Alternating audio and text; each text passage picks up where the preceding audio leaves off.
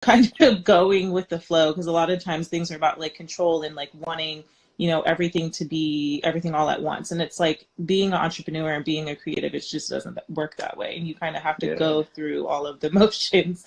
You Yeah, just right. do. No, that's super good. Um, so where do you see like the next phase? Let's say like 5 years out, what do you see Welcome to the Table growing into?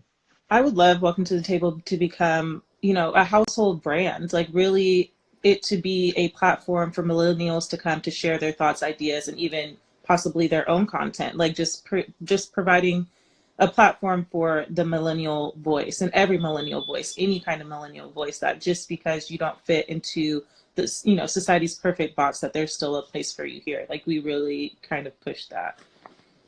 Gotcha. And ultimately, like future cities, you're gonna like franchise the thing out. Like you Yeah, have plans for yeah. that world Yeah, definitely. domination. LA has been in the talks for, a little while now. I'm super interested in kind of like the flyover states, because I feel like, it's all LA, New York, LA, New York, you know what I mean? Like, and I kind of just, I'm interested to see like what's going on in like those flyover states. Like, I feel like a lot of people there probably have something to say, and their voices may not necessarily be heard. So like kind of like really going into those like underrepresented communities, you know what I mean, and bringing them onto the show. It's super interesting to me. That's super good. Okay, and obviously it takes a lot of creativity and entrepreneurial, gifts to make something like this happen. How hands-on are you in the process? I mean, are you like editing the videos? Are you Yes. going from, yeah, okay, so you're full Yes. on. Super, we're both super hands-on in the process, probably too much so. And myself, we're both perfectionists, but I'm like a control freak, and I'm super detail oriented. So it's like getting to the point where when this thing starts to grow or continues to grow, we're gonna have to let that go. So it's kind of learning how to kind of take a step back while still being present, which is kind of a big thing for me, because I'm all like, if you want it done right, do it yourself type of thing. Right. But it's like kind of trusting, the people that we're going to be bringing in. We plan on building a team and stuff like that. So it's like we're really going to have to trust those that we come on and just believe that they see the vision too, and Mhm. they want what's best for the show. So it will take some time, but I think we'll get there for sure. That's really good. What do you feel like has been your biggest challenge as an entrepreneur?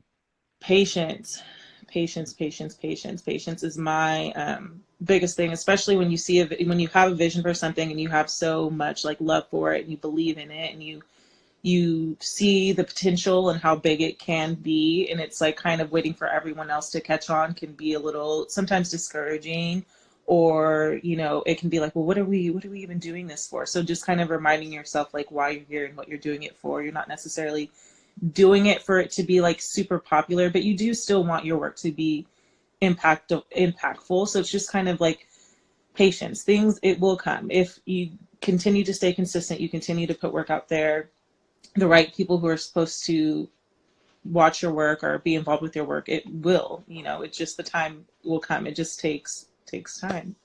That's right on. Okay, so in your, seasons of making things happen, what has been your favorite episode and why? Oh gosh, now that's a good question. We're like 35 episodes deep right now, so I'm Dang, like, gosh, okay. what is my favorite? I love the dating episodes. We've done 2 episodes on dating, and they're always just fun. I feel like they're super like dynamic conversations. That's something that most of us can relate on, especially Hmm. being a millennial and having had been single, like doing the dating thing. It's like, I mean, it's just something that we all really relate on a really like super real level. So that those are always fun, and those conversations are super like dynamic. Not a lot of like dead space there, because everyone has something Right, to say about dating. We right, all have right. experiences about dating, so those have been super fun for me. I like That's super those. cool. Yeah, speaking of the dynamic nature of the way you do your content, is that hard to kind of manage? I mean, you have, people kind of chiming in from every direction and stuff like that. You have the whole saying where it's like too many cooks in the kitchen spoil the food. So how do Yeah. you kind of manage that for any future talk show hosts, you know? You know, it can be hard because you want everyone to get their thoughts out. But then some, you know, there's a lot of balance that goes on, and it just takes a lot of like practice and like kind of being present in the moment. Because some people take these like are like super long winded, but then some people are super short and impactful, and it's like, you know, just making room for, you know, everyone to be able to say what they want to say.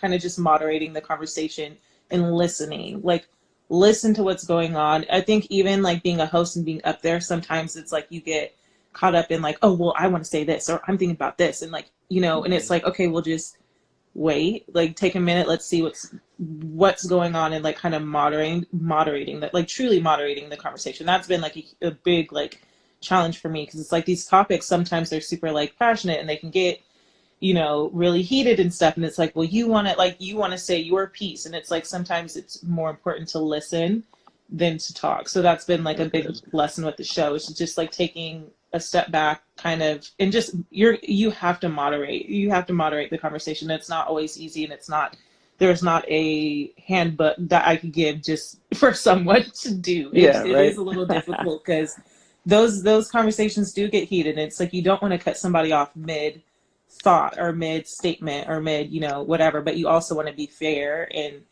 allow everyone to speak and have the floor, you know. So it's definitely a balancing act, but it takes practice. It takes practice, Yeah. especially with all the strong opinions we have on our show, you Oh, know. right. So From millennials, you know, everybody has an opinion. That's super good. Cool. Hey, well, is there anything else that you feel like maybe didn't get asked, a question that didn't get asked that you have been burning to like answer for anybody that may be yeah. watching? No, I don't think so. I think you got most of the important questions. Yeah.